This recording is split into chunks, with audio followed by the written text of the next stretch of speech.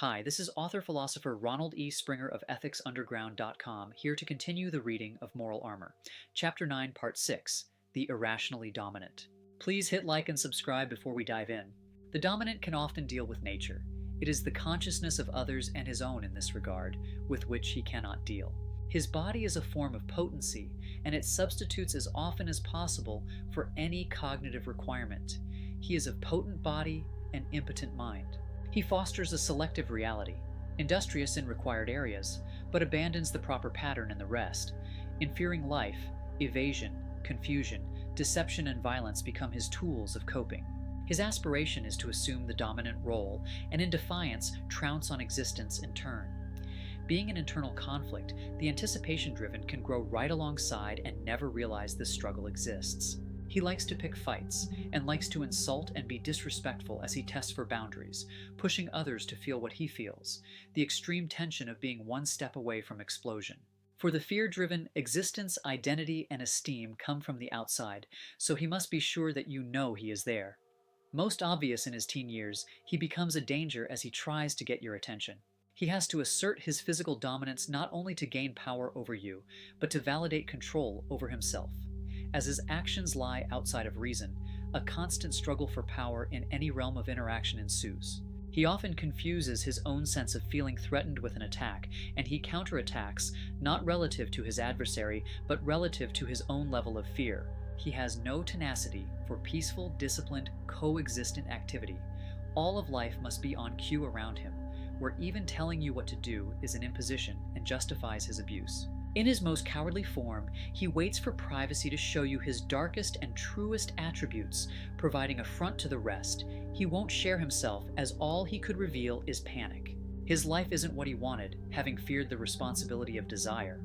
Fundamentally unwilling to be productive, he equates earning a living with torture.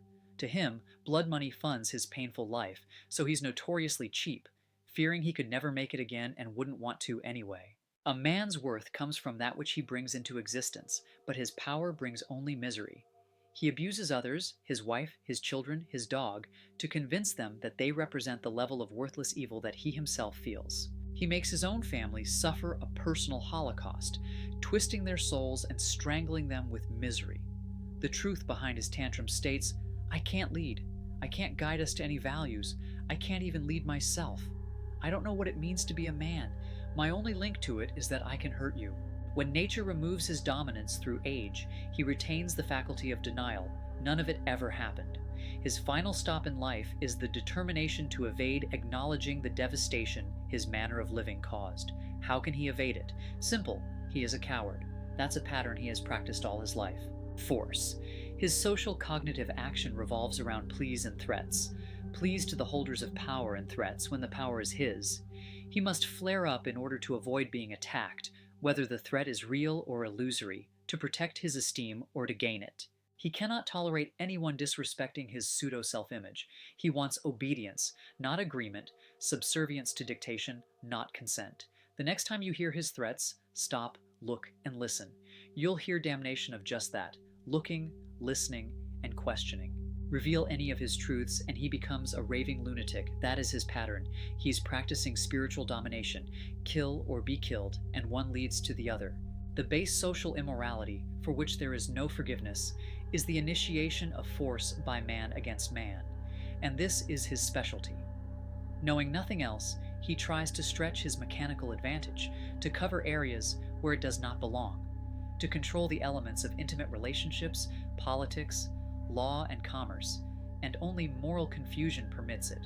He sees that for whatever reason, through confusion, pity, or the desire for power, other men often accept his burdens and tolerate his lies without challenge. This allows him a settling, the comfort that a safe haven does exist for him in the world, and is an opportunity to repel borders. There are many variants to force as well, all of which have fraudulent intent. The attempt to secure values by deceptive means with no intended remuneration, whose target can be a material product or an escape from cognitive responsibility. All imply violence. Most common and effective is the simple lie, an immediate offshoot into non-identity. He commits robbery, the blatant action of stealing the living product of another. He enslaves, stealing the very life of another. He enacts what I call psychological ambush, the disruption of civil expectations not easily quelled by the meek, which itself has many derivative physical and theological threats. His harsh, heated delivery preys on another's ingrained willingness to submit in order to restore calm. Psychological ambush begins as fraud and ends as a prelude to violence, intending to extract submission by exploiting our natural response of alarm.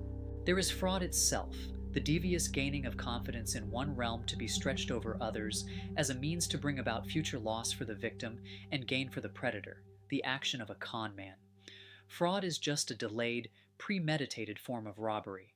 He tortures, reaching futility with thought. He strikes whatever bars or potentially bars the path to his answerless, unquestionable dominance. He rapes, tortures, maims, and bullies, building to his climax of technique and ultimate end, murder. He will do anything to satisfy his inner hunger, a self-designed pathology based on fiercely dedicated contradictions. The fear-driven are dishonest even in withdrawal.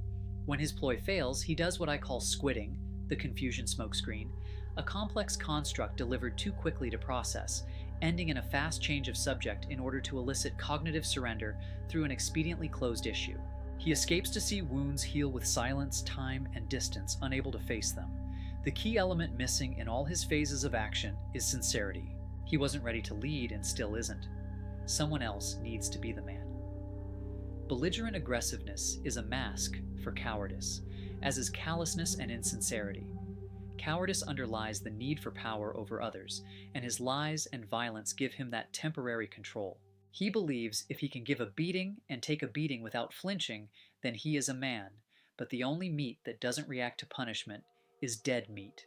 It is the same spiritually. There is no music in the irrationally dominant.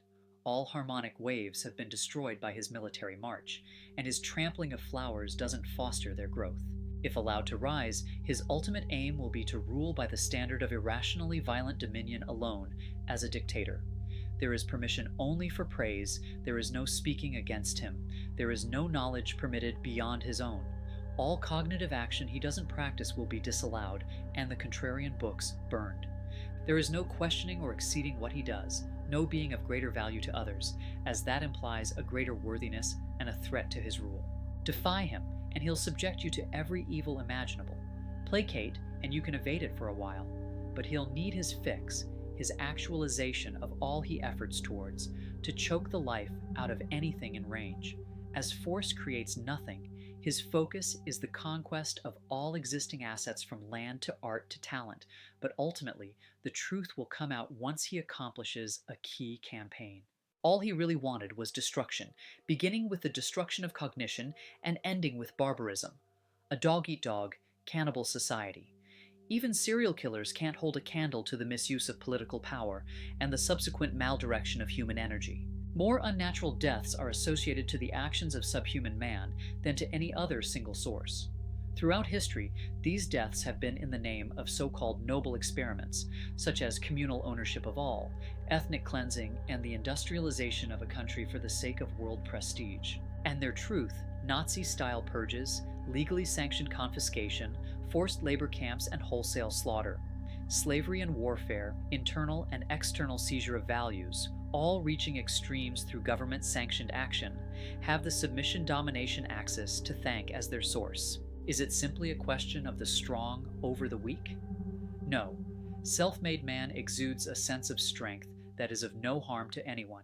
The display of his living mastery is his dominance, and the brilliant pride associated to it is his reward. Strong people don't need obedience. They have nothing to gain from it.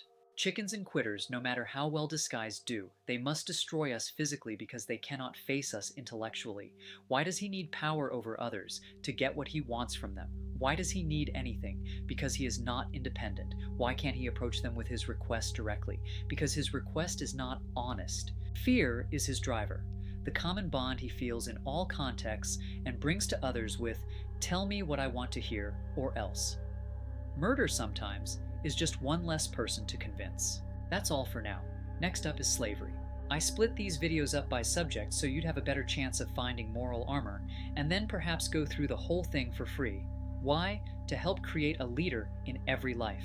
Sound civilization stair-steps up from sound coherence to sound individual to productive groups of mature individuals. Self-hatred drives fear-driven people in our world to wipe out the individual, so we all need moral armor to protect ourselves and the future of mankind. Click subscribe and leave a thumbs up if you'd like to help wipe out moral confusion fast and make the world a better place.